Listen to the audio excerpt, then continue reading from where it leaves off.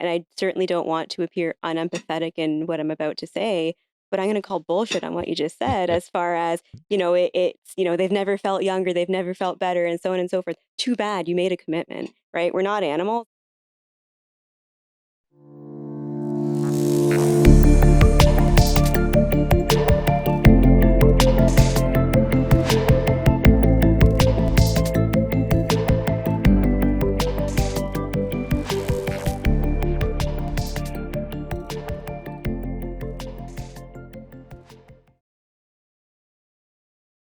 Welcome to Awake at the Wheel. In today's episode, we're going to be talking about marriage, but more specifically, we're going to be speaking about something that is quite a bit more common than you may think, but also one of the most taboo subjects out there, and that's infidelity. Oren and I, in our clinical practices, often see couples come in for this reason. And it's one of those things where we find that until someone's in that position, they don't really know what to do with it. So, Oren, where should we start with infidelity? Well, I think first we should define what it is, Yeah. because in my human sexuality class, I talk about infidelity more than most other topics, and because I say that a lot of people don't, like, they don't even have a universal definition, Hmm. and so the starting point is sexual versus emotional infidelity. And in the old days, if people say, "Well, sexual infidelity, that's real cheating," Yeah. emotional, whatever. But research is really clear that emotional infidelity causes as much as, if not more, damage to the person's well being than sexual. Sexual, they might be able to write it off. They might be able to differentiate the physical act from the love for the other person. But when someone's cheated on you emotionally, it feels like even a worse betrayal. I want to add to that before you go on because I think that those are the broad definitions. But nowadays, with access to infidelity the way that it is, Yep. emotional cheating can look so different. Is it a text message? Is it being on a dating app or not deleting one's dating app? It's such a broad spectrum of what that emotional cheating can now look like. And that's what I always tell my students as well. I say, so first of all, I'm going to give the audience some questions. I can't help it. Okay. So I say to everybody, I say, what above and beyond everything else, I say, what are the best predictors of whether someone's going to cheat or not? And I hear all these different answers and they're all good, but there are two answers that go together that you want to take a stab at it. Again, it's above and beyond everything else that you would expect. Feel like I should know this as a therapist, and I've heard so many different reasons that I don't know which ones to pick, but I would say many people think that it boils down to happiness, but that's not the case. I know that's not Right. answering your question, but that's my answer. Okay. Everyone gets disappointed, especially when sometimes the lecture on this particular lecture, it falls around Valentine's Day, and I just ruin everybody's Valentine's Day because when they hear the answer, they go, "Really?" I go, "Yeah, pragmatically speaking, think about it." So the two things that predict more than anything else, one, and again, it might sound silly, but the fact is, think about it, opportunity. Yeah. If you don't have an opportunity to cheat, whether, let's say during COVID, if you're with your partner all the time, Yeah. it's harder to cheat and so on. And as you said, with technology today, that has made opportunity Yeah. more, prevalent than ever before. So opportunity is one. And the second one is, and again, people hate to hear it, but it's the belief that I can do it Mhm.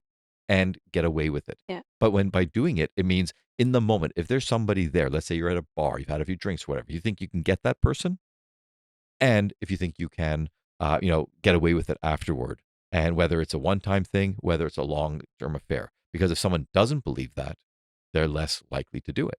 So, and by the way, again, being able to get away with it or do it, once again, it's not just about being able to conceal from your partner; it's being successful in your attempt to cheat. So I'm going to tell you right now, people hate to hear it, but the fact is, and I always say this. Actually, I had this conversation just a few days ago with a patient, a young man. I said, everything we're talking about here, I said, I am not glorifying cheating Mhm. because it could sound like that. 'Cause, like I saw the young man kind of sitting up in his chair Yeah. going, yeah, I know I can do it. I Right. can get away with it. And all these other people who are too afraid, Yeah. they're not going to cheat. So I'm telling you right now, fact is, there's no evidence that humans are meant to be monogamous. Yeah. There's no consistent evidence that as a species, that's our, a way of mating. But to your point of can I get away with it? Man, does that ever sound arrogant. But I think Yeah. we need to go a layer deeper than that because can I get away with it? Well, why are people doing it? And I've said it before and I'll say it again, infidelity is a symptom of a greater problem. And furthermore, a healthy couple is comprised of two healthy individuals. So generally speaking, that person who's looking to get away with it, what's missing in their life in particular? There might be issues with the relationship itself as well, but, is there a loss of vitality? Is there something that they're looking to get, through stepping out of the marriage and through, feeling good about being able to get away with it? So I think there's a lot more to it than that arrogant statement perhaps sounds on the surface. Right. And you said something very important. You didn't just say what's wrong with the relationship, right? But people assume that. And there's some fascinating research. And I've said this to patients who it's for some of them, it never feels great, but it sort of satisfies them a little bit. For others, it doesn't help, which is Mhm, I say to them, the parts of the brain that are involved in a long term committed relationship, the prefrontal cortex, let's say, that's different than the limbic system, mhm, the sensation seeking, the thrill seeking, right? The novelty seeking part of the brain, mhm. the reward system. Those are two very different things, and they operate, differentially. So both of them can be true at once. So someone can be committed to someone, love them, want to spend the rest of their life with them, Yeah, but still want or need that excitement. You and I will explore what those things are. yeah, But I want to say, I mean, fact is, even though I want everyone to understand again, it's not glorifying in any way. It's devastating to the people, whether it's the person who's cheated on or the family. I've had hundreds and hundreds of reflection papers from my students over the last 20 some odd yeah, years talking about how their life was ruined, yeah, their perception of relationships yeah, when a parent, these gods they found out were fallible yeah, because they cheated and they saw the devastation it did to the other parent, to their situation. They didn't have money now and so mhm, on, the hostility, being used as pawns. So nothing I say, no matter how I frame it, yeah. should be misconstrued by anybody as in any way encouraging it. Mhm. Of course, and yeah, I will echo that. Certainly, we are not encouraging infidelity in any way. But to tie together the two things that we said here, the beautiful thing about it is if a couple can successfully overcome it, they may even find that their relationship is healthier and better because they had to confront things head on that were being ignored and not spoken about before. Right. And in my practice, that's the minority, people who can actually move forward from it. But I have had some couples where Yeah, they did actually grow from it, yeah, because, as you say, they confronted these things and they saw what was either missing in the relationship or what was lacking or faulty in themselves, and they grew as individuals and as a couple. So yeah. there can be some benefit. But if someone asks me, how do I improve my relationship? Cheating is not the best way to go. Certainly not. But this is interesting because I think that we're at odds here in terms of the way that you see it and the way that I see it. And certainly, you're right. The majority of people that are coming in for couples therapy, I won't even say the majority, but a large number, sometimes the problems are too far gone and therapy isn't necessarily going to help. But I've seen a number of examples where, couples have truly grown, but it's that desire to want to make those changes and want to grow from it.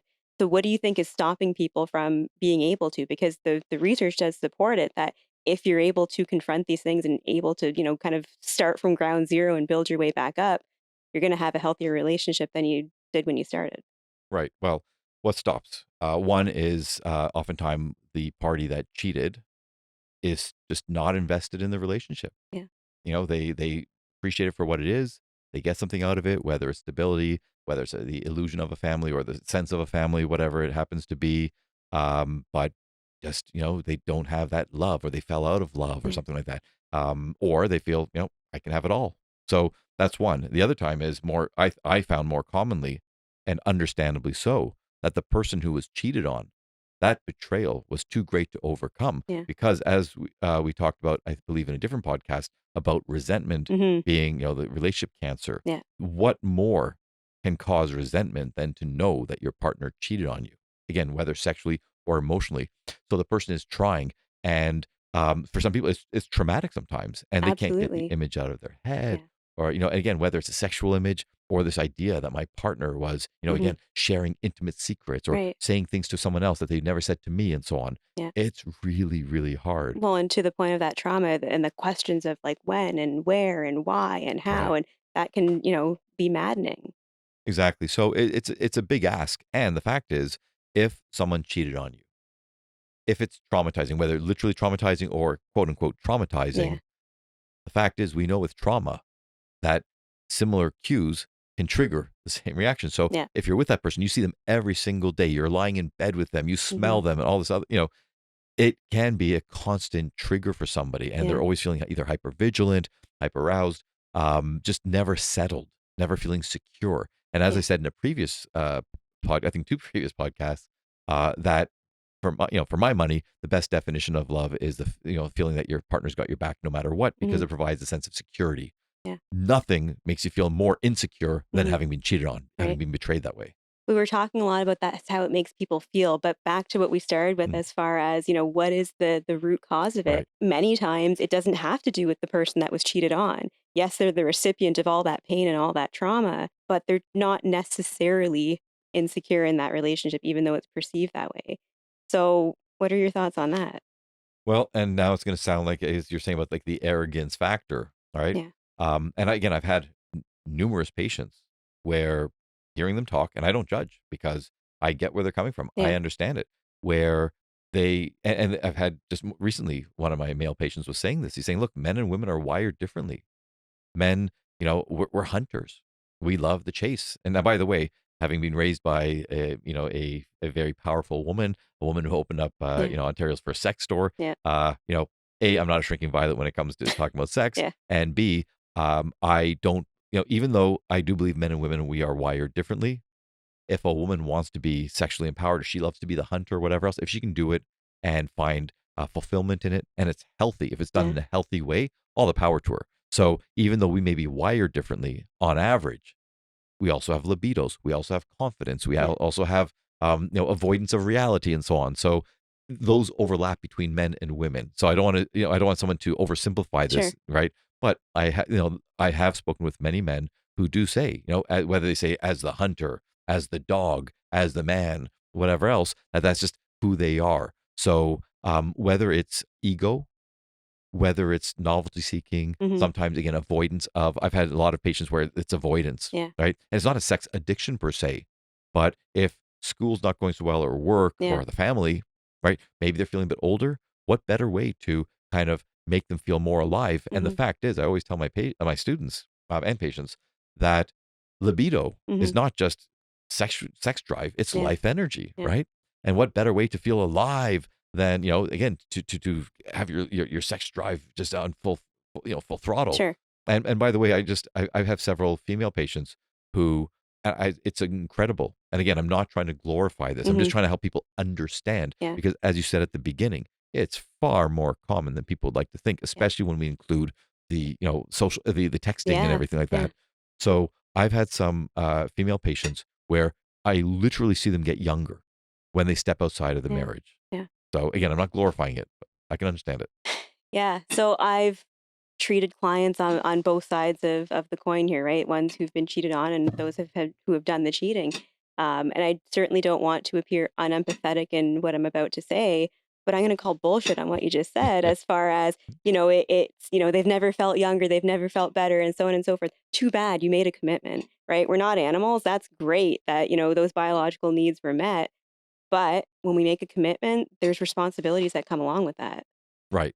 And so now I think we've talked about this before, where you are more you have a religion that that is part of your life. It's a Yeah. big part of your life, Yeah. right?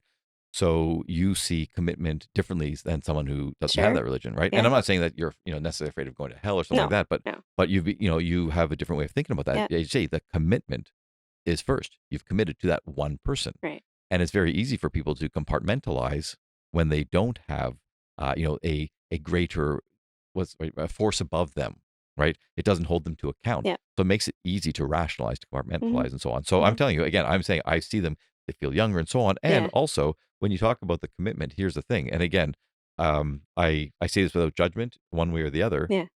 If you have a partner that you've committed to Yeah. and that person's checked out, they're not trying, they don't really, like you two have drifted apart, but you've committed to, let's say, keeping the family together or to the state of marriage, Yeah. but you're both unhappy inside of it, and the person's going, I don't want to drown with this person. Mhm. So, I can understand why they would step out. Yeah. Now, having said that, there was one person I was working with where it was very similar to what I just said. They had not had sex for years. Mhm. They didn't even sleep in the same bed, Mhm. right? And so he cheated on his wife, And at one point, when I was talking, saying about cheating, he says, "Well, if you want to call it that," and I said, "No, it's not. I want to call it that. That's what it's It's called. called cheating." Yeah. And he said, "Well, yeah, but blah blah blah." I said, "No, no. You did." I said, "Had you separated from her? Had you told?" He said, "No." So I said, "Let's call it what it is." Yeah. So whenever I work with people who are either thinking about or have gone through, Yeah. or doing, who are cheating, I say, at the very least, you want to lie to your partner? Yeah. That's your decision, but you're not allowed to lie to yourself. Mhm. You need to fully understand yourself, why you're doing it, and so on. And again, it goes to the women as well. If they say, "Look, again, I have a family. I don't want to break it up, whether, for the kids' sake, for financial Mhm. reasons, whatever else like that." They say, "But again, I don't want to die. I want to stay, I don't, because I'm feeling like I was dying and I was feeling miserable and so on. And I tried everything. And sometimes I don't meet the other partner. So Mhm. I'm taking them at their word. Yeah. Yeah. Right? Other times I meet the person and it's like, wow, no, this person really does want to make it work. And Yeah. other times it's like, I can understand Yeah. this person, they're just not going to do anything, Yeah. or they're going to treat you like crap or something. Yeah. I think an important message here is that, frankly, no couple is immune to infidelity, right? People Right. think, well, that would never happen to me. But let's talk a little bit about, some of the things that can inoculate couples from it, or at least help prevent prevent it from happening and strengthen the relationship. So we've talked a lot before about, amongst ourselves, at least not in the podcast, about love languages and the importance of ensuring that you understand your partner's love language and you're delivering love in the way that makes sense to them is basically what it is. So should we talk about the 5 love languages to start out with here? Sounds good. Yeah. Yeah. So go ahead. Okay. So we have gift giving. And by the way, I tell people this is not the only thing, it's not the best, I don't think, but it's a common language. People can use it. So you got your gift giving, you have your acts of service, physical touch, quality time, and words of affirmation. And I always tell my students and patients, or I ask them, I say, which of those 5 do you think is the most ambiguous or the most problematic? What would you say? I would say physical touch. Ambiguous, really? Oh, No, I guess that's the wrong answer. yes. Quality time. Bec Okay? Yeah. And you think about it, and this happens all the time. So, and I've asked couples, and so I say, like, "What would you call quality time?" And the person says, Hmm. "Well, at night, we're in bed, we're watching TV together. Right. That's quality time." Right. The other person's going, "No, we're just sitting Mhm. watching TV. That's not quality time." So it's amazing that you're doing the same thing, Yeah. and you're having such a different interpretation of it. But I'll clarify then where my thought on ambiguity with physical touch comes from, because some say physical touch means sex Mm, and others mean it's hand right, holding, it's sitting close together and so on. So right. I think there's ambiguity there too. Sure. Yeah. Yeah. Okay. But so it's just having those languages is not enough. We have to actually understand what they Right. mean, Yeah. right? Yeah. And here's the thing: I tell people this, and I can't believe that the website, and I'm not getting any money from this website. I can't believe that they don't tell people to do this. I recommend people to go to the website, Five Love Yeah. Languages. Everyone calls it the language of love. No, it's 5 love languages, Yeah. right? I think it's numerical number 5 love languages. Yeah. And I say, do the quiz. It's free Yeah. for yourself and then for your partner. And your partner does the same thing. And then Mhm. you sit down. It's not Yeah. a competition, it's to collaborate. Right. And it's interesting. Sometimes people are like, wow, I had no idea. Yeah. Other times, like, yes, we got it right, and so Yeah. on. So it's a fun bonding It is. exercise if done properly. Yeah. Yeah.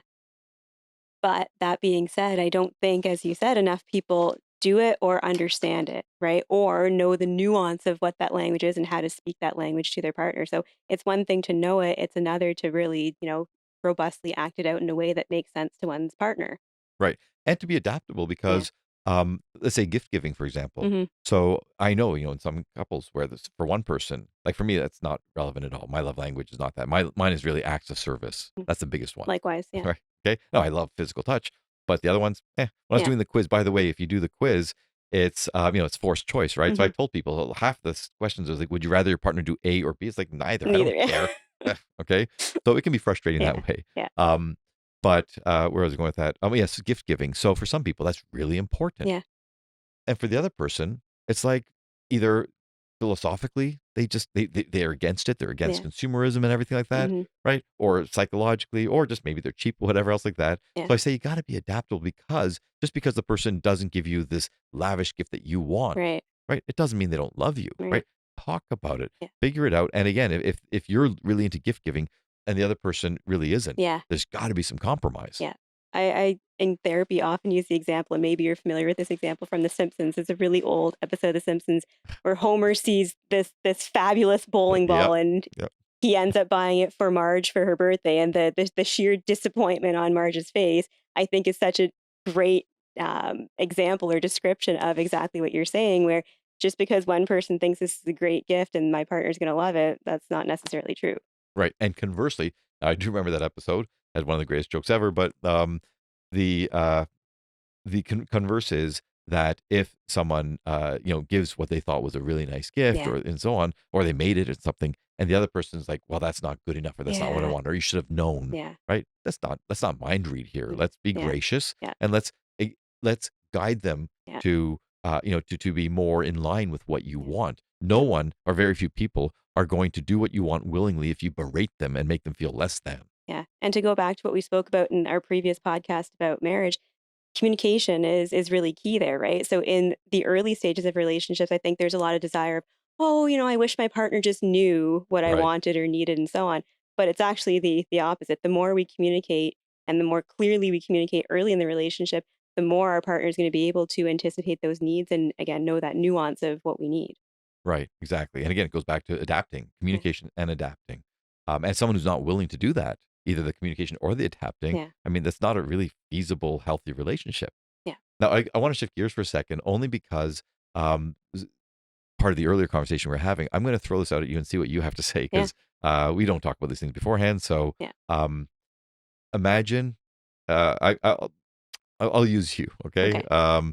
So imagine that you were in a situation where you did cheat on your husband and it was a one-time thing and it would never happen again for whatever reason it happened, and there's no way he would ever find out. The person doesn't even know you. It was a different country, Mhm. used false ID, whatever. There's no cameras. Right. There's absolutely no risk of pregnancy, no risk of sexually transmitted infections, no way of anyone ever knowing. Yeah. Would you tell your husband? So I know the answer to this. I know from your book that I've read this, and I actually share the opinion. So my true answer is, if I were to unload that burden on my partner, that would be selfish. And the only reason that one would do that is because that secret and that lie is eating away at them. To Right. unload that onto somebody else, there's a lot of issues that come along with that. Right, exactly.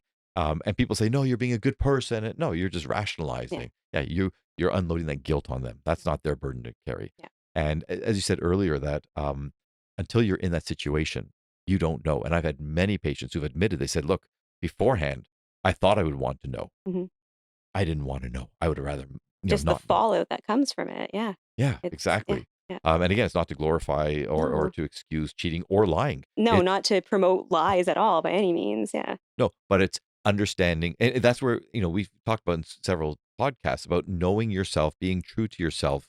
And if you want to say, look, you know what, I want to be a scumbag or I want to be selfish or whatever, at least own it. Yeah, On the other hand, if you want to try to be a good person, try to mitigate the damage that you're potentially doing, right? There's a point where you have to put the other person ahead of you. You didn't do it when you were, with the other, this person you're cheating with, sure. but now afterward, put that person. Don't rationalize. Don't make excuses to yourself, and don't hurt them any more than you already potentially have, Yeah. or could have. But I think a really important piece to add to that is if one chooses to bear that burden themselves, I think there needs to be a lot of introspection about why did that happen? Right. How do I ensure that doesn't happen again? Because I could see, the desire to keep that lie to oneself as permission to do it again. Well, they Right. didn't find out before. Well, they won't find out again. Yeah, you're reinforcing the behavior. Yeah. And also, by the way, just think about lying if you've had a one-time affair or any type of infidelity. There's one exception. And I always tell people that if the other person knows Yeah. or somehow they really there's something happened, Mhm. if you lie to them, now you're gaslighting them. And I Yeah. say that's Yeah. even worse. That's worse. Yeah. And if you lie to yourself, say, "Oh no, I'm protecting them." No, you're not. No. Gaslighting is the worst thing you can do. It literally makes them crazy. When we're talking about the why people did it, there's something before that even, Yeah. which is so I've had many patients who have thought about cheating, someone at work or at school or neighbor or something like that, and they're thinking about it. And I take a very pragmatic approach. And I tell this. And when I work with couples where one person was working with me first, and then they bring their partner, Mhm. and their partner finds out that I've taken this pragmatic approach, Yeah. they're often very upset with me. They said, "Why didn't you just tell them it's wrong? Why didn't you tell them not to do it?" Whatever. And I always ask the patient that I was working with previously, the one who cheated or was thinking of Yeah. cheating, I said, "What would have happened if I had said to you, 'Don't do it?'" Yeah. Right? He would have walked out. Yeah. We're Okay. not the moral police, right? That's not our role. Exactly. Yeah. And by the way, I know colleagues who have done that, and it's Yeah. unethical, Yeah. right? And so again, I don't encourage it, but we have an honest, value for judgment free Yeah. discussion. So pragmatically speaking, I always ask the person. I say, if you were to cheat, simple question. I say, A, do you think you can get away with it? And B, can you contain the guilt? Mhm. And those two kind of go together because if they can't contain the guilt, it's going to come out in certain ways. Yeah. And I've had many people where they either the patient who cheated or I'm working with the person who's been cheated on, and the person thought they were so smooth, they thought they had got away with it, or the person, no one knew. The other person in many cases, or Yeah. they really strongly suspected. So I say those two things. And if the person says no to one of them, the guilt would get me, or Yeah. I don't know if I can contain it, or whatever. I say, then why are you even talking about this? Yeah. I said, if you want to fantasize about somebody, let's say at work, Yeah. go ahead, fantasize all you want. You can even fantasize with this person while you're with your partner having Right. sex. I don't care. But I say, if you are, let's say, ruminating about them, Yeah. right? I say, here's the crazy thing that happens. And apropos something we talked about in a previous podcast, when I say crazy, I am using it very loosely and very colloquially. Mhm. And if anyone has any concern with that, please check out a previous podcasts where we explain why we use that term. So this is going to sound really crazy, but the person who wants to cheat, they suddenly start resenting their partner. Mhm. Why? Because they think if not for that person, Right. I could I'd be be with. free to do whatever I want and be with that person. Exactly. Yeah. And I say, "That's so unfair." And I Yeah. call them out on that. Yeah. Like I say, that's just it makes no sense. If you resent them for something legitimate, let's talk Yeah. about it. Yeah. But for that reason, I Yeah. say, so number 1. And number 2, I say, if you even if you don't resent them, but you're really caught up on this other person, you're not just containing it to fantasizing. Yeah. You're always thinking about them. And maybe you're reaching out to them at work or texting or whatever, and you haven't crossed the line because you're too afraid, or you don't know how. And by saying too afraid, I'm not saying No, grow a it's pair. or you've decided that that's not the right thing to do. Well, I'm not going through you've No? decided. No, because if they decide it's not the right thing to do, then it's easier that they've accepted it and they can move forward. I'm saying they're still stuck in this Yeah. place where it's like they're really struggling with it. Okay, so maybe they've sort of decided it, but they're not fully committed to it, Yeah. right? But they're stuck in limbo. Yeah. I say in that limbo, I say you're. I don't care how you pretend at home, you're disconnecting from the people Yeah. at home, whether you're a partner, Yeah. kids, whatever. And again, sometimes they'll feel it because either it's the resentment, like I said, or you're stuck in your head and Yeah. longing for this person. You can't be present with the person that if the relationship has a 5% problem, Mhm. it's going to keep growing and growing and growing. But if you're present, even if it's a 95% problem in the relationship, you can work on it. Right. So I tell them, I say basically shit or get off the pot. Yeah. Okay. Yeah. I say you have to make a decision one way or the other. Either, either commit to your partner, realize that there's a commitment that you made, Yeah. and do everything in your power to make yourself and your partner happy, or cheat and be prepared for the consequences, Yeah. or break up with a partner, or, and we'll talk about this in another podcast, try to open up the relationship. And we'll talk about how that's usually a disaster. Okay. But again, stop being in fantasy land, be on the ground, Yeah. look at reality and deal with reality. Yeah. And I really want to emphasize part of what you said there, where an important step there is for the individual to determine, well, why am I having these thoughts? Because thoughts pop in and out of our head all the time. But as you mentioned, if someone's ruminating and fixated on this, well, it's a symptom of something going on in the relationship. And that said, I think a challenge with relationships these days is that we think that our partner has to be our everything, right? So Right. it's not unnatural to think, well, wouldn't this person be great at fulfilling this need and that need and so on? But on a broader scale, if one is thinking that much about stepping out of the relationship, well, what's actually going on with the relationship? Right. And when you say about the partner who can't be everything, Yeah, here's the most unfair thing. And once again, I tell this to patients because I want them to make whatever decision they make. I'm not going to tell them which way to go. It's not my place, but I want them to do it based on reality. And I say, that person that you're thinking about, or that maybe you started something with, they have the unfair advantage of your partner because you get to see them in the best light. You yeah, get to see them one day here or a trip or half Mhm. an hour or something, and your partner's the one who has to go through all the slugging through Mhm. or slogging through life and Yeah. all this other stuff.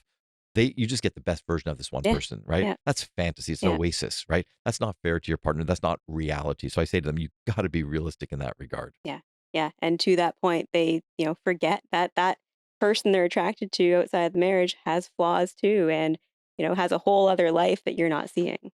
Right, and I've recommended, to a lot of people to watch this one movie, and it's funny when I tell my students, I go, "It's got a bunch of nobodies," and I tell them they wiki it, and they Yeah. go, "Here's all these famous actors in it." I guess I didn't know, okay? It's called Drinking Buddies. Okay.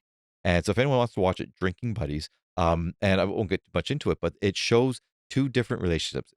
And I'm not gonna give any plots away, but there's a man who's I think he's married or in a long-term relationship with his wife or girlfriend, and he has a coworker who's a female, and they're buddies. And they work in a beer factory. And so watching the development of these 2 different relationships, Yeah. and I think it's done pretty well, where you're seeing, and again, you see the fantasy and all this other stuff, and she's got, traits that the other one doesn't have. And again, I'm not going to give anything away, but I thought it really highlighted. There's a certain scene in the movie where that really showed the male character what's important to him, what his partner brings to him. And so that's what you're saying earlier about, you know, you got to know why you're in Yeah. this relationship. Yeah. You know, what are you getting out of it? Yeah. What are you bringing to it? And again, people compartmentalize, they rationalize, whatever else like that. But if you sit down and you look at it all, it will give you a better, let's say, ability to make a good decision, Yeah. whatever that decision is. And that decision might be, hey, we're not compatible anymore. Who knows? Right. So what do you think about these marriages that last 50, 60, 70 years sometimes? What do you think their secret is and what do you think is happening as far as these days it's not translating to that same level of longevity? Right. I guess I'll add my 2 cents first is I think that I mentioned commitment. I think that Yep. commitment level is certainly lower and we have this illusion of choice now, right? Especially with dating apps, right? And in seconds, one can have an entire menu of individuals to pick from. So I think that's a piece of it. But I also think that there's more to it, and I'm not quite sure what that is. There's a change in values towards marriage Mhm. that we've spoken about before, but I'm a little perplexed as far as what's changed. Well, you mentioned one of them, okay? And in another episode, we're going to talk about something I discovered when I was doing research for a book I was writing on relationships when the app started coming out around 2012, 2013. It changed everything because before then, I was saying that even with online dating, so like with like computer dating, so it wasn't the phone apps, it was just like, Match.com, Right? Plenty of Fish. I said it was like the example I always give is it was like going to Best Buy and or Future Shop at the time and trying to buy a computer, a laptop. You can line up 5 different laptops, look at all the specs, compare and everything Yeah. like that. And people were doing that with other Yeah. people, Yeah. right? And it just seems, as you said, I can just swipe, Yeah. and even before the swiping, just the way it was set up, I said that was bad enough. As soon as I saw the swiping, Yeah. I said we're doomed Yeah. because it gave people this sense that there's always somebody better Yeah. out there, Yeah. right? And guess what? There always is somebody better out Yeah. there. But A, they may not be available, Mhm. or B, if they're so good, they might not want you, Well, that too, yeah. right? You gotta, again, it goes back to being realistic. Yeah. And I'm telling you right now, when I was doing my research, I was talking to people and I was asking like, why did you leave the other person, or why Yeah. didn't you make this dating into like a more serious relationship? The reasons they were giving were the stupidest reasons. They were so superficial because once again, there's this belief that there's so much out there for me. And here's the most important part. And this is a shift in society we've seen in the last generation or so, more Yeah. than ever before. I deserve it. Yeah. Yeah. Me, me, Yeah. me. Yeah. Okay. And this is where you asked about these long term couples. There is a commitment, and it's to the other person, it's to the relationship, it's to the idea Yeah. of marriage or the Mhm. longevity of a relationship. And there's usually something above them. There's something, again, whether it's Yeah. religion, the family, Yeah. okay, just wanting to have someone's back, Mhm. security, whatever it is. And there's just not that sense anymore. There's far Yeah. less of it. There's far less of it, yeah. Okay. And you asked about what's the secret. Well, again, religion is one of them, and sometimes it's not for the best, right? Some people shouldn't be True. together, Yeah. right? Yeah. Or society or culture. I'll lump them all together. Mhm. Uh, Years and years ago, it was a British study, or it was a British show that had talked about a study, and they were looking at all these couples who had who stayed together. And guess what? And when I say British, it's funny because when people hear this, they get it. Yeah. They said, "What's the biggest common, like the common factor among the couples that stayed together?" There's one simple behavior. Think British.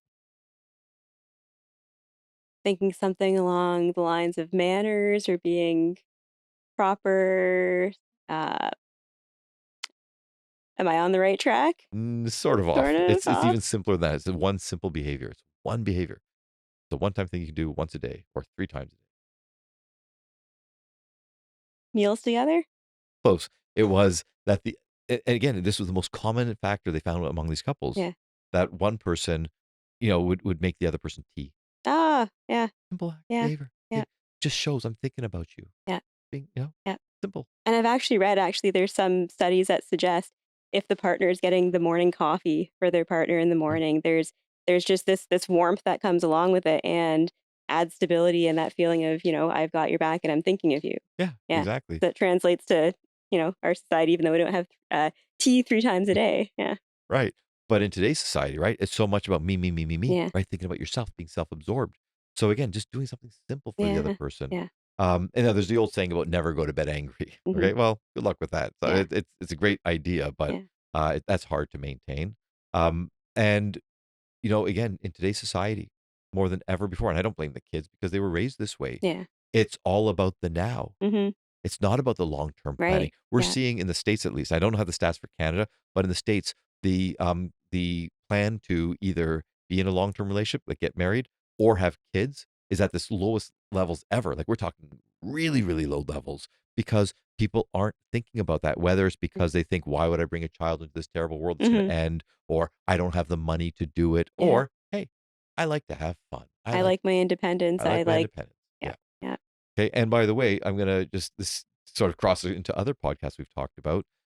There was a study that was done a number of years ago. It was in Canada, and I've seen it with my patients, where so many men, hate to put on men, but so many young men, they are content not with a career, they're content with just some kind of jobs enough just to make enough money Hmm. so that they can pay for their hedonistic pleasures, usually video games. Maybe they might go out once or twice a month, maybe have a vacation once, twice a year. Yeah. All right. And how are they able to do it? How can they afford it with a part time job and only work enough hours to pay this stuff or their in game purchases? Well, they live at home. Yeah. Yeah. And if you're living at home, right? You're not taking those natural steps to become independent, be strong. You said earlier, you want to be in a healthy relationship, Yeah. you better be healthy and strong and independent yourself. Yeah. And if you're living at home, mom's doing laundry, whatever else like Not that, gonna happen. not going to happen. Yeah. So there's this stunted growth. And I don't see the same thing with women. I Yeah. see women, again, young women, Mhm. 20, in their 20s, early 30s, on average, of course, I'm generalizing, but on average, I'm Yeah. seeing far more young women who are like trying to get their act together. Yeah. They want to settle down at some point. Okay. Because a lot of men could be watching this and going, are you crazy? Yeah. All the women I see in their 20s, all they want to do is get their kill count really high, Mm. sleep around with men, Yeah. have these men, this is, we talked about in another podcast about Andrew Tate, and that fosters this or fuels this Andrew Tate mentality of this women only want to drain me from, all these things out of me. So Yeah. why would I do that?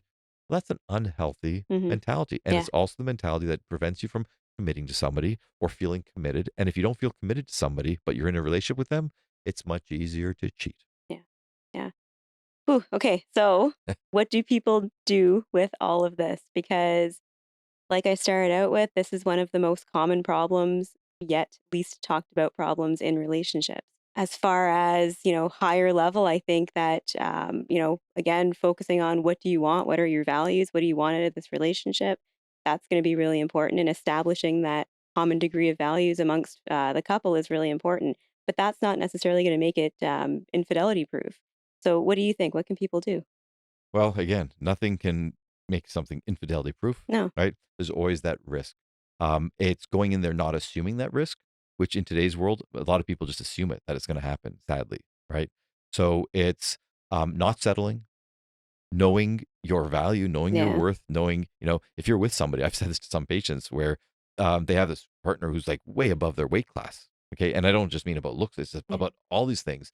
And it's like, why would you want to leave them? Hmm. If you want to be in a good relationship, this person, you'll never do better than them. So being realistic, and because unfortunately with social media today, people have such an unrealistic view. Again, there's always somebody better and Yeah. I deserve it and I'm going to get it. Well, again, not likely, or maybe it's possible, but don't assume that. Yeah. So, as you said earlier about the shared values and so on, knowing what is fulfilling for you, Mhm. and also knowing, like, are you ready to settle down? Yeah. And again, in today's world, it's so scary because with dating apps and so on, it's hard to find somebody who says, "Yeah, you know what? I'm willing to put aside all these other Mhm. people or these potential people and try to make it work with you." Because Right. in the old days, right, when you were seeing someone that you were starting to feel a bit serious with, you naturally started becoming exclusive. In today's world, that happens much, much, much later. It's Yeah. hard to see if you're really compatible with somebody, if this is somebody that you can really start a new life, like a life together with, when each of you is dating or seeing several other people at the same time, Yeah. right? So it's having the courage to have the difficult discussions with the person that you're with. Not too soon, of course. On the first date, you don't want to talk about marriage and Yeah. where you want to live. But again, not lying to yourself, being honest and saying, is this the person that I do want to have these discussions with? And if they are, I better start having them sooner rather than later and not be afraid, because I've had couples where I think I talked about this in a previous podcast. They hadn't even talked about whether they wanted children or not, Yeah. right? Like, Yeah. and they're pretty far in. Like, you Yeah. need, again, just again, be realistic and be prudent and be Mhm. pragmatic Be clear. and be clear. Yeah. Yes. And again, know that there's no guarantee. And if something's going wrong in life, in a different area of your life, is not necessarily the relationship, Yeah. or if something feels like it's missing or Yeah. whatever, you can take the easy route. You can cheat, you can do this, Yeah. right? Yeah. Or you can find other ways to fulfill you. And I've said that in previous podcasts, that sense of fulfillment. Yeah. If you're able to get it, if you're able to direct your attention towards something that might make you feel more of a man or more of a woman, that doesn't More of involve a whole cheating, human more of a whole being. human Yeah. being, right? Yeah. You know, if you want to commit to the partner, then those are the things that you do. Yeah. So, Yeah. Okay. okay. So with that, until next time, keep your eyes on the road and your hands upon the wheel.